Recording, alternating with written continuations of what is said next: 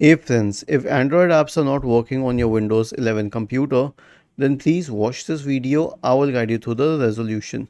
Now, when I say resolution, it means that there's only one main resolution to it.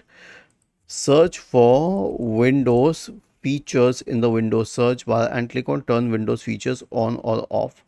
Okay, scroll down to this option which says Windows subsystem uh, for Android. Now I don't have this one, a Windows subsystem for Linux, but if you have Windows subsystem for Android, then you can check that one. And if you do not have that, then it means that the Android apps will not work on your computer.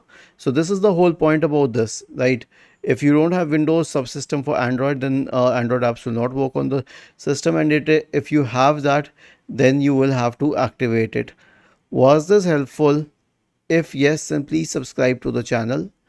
If not, then let us know in the comment section of the video on how we could help you further.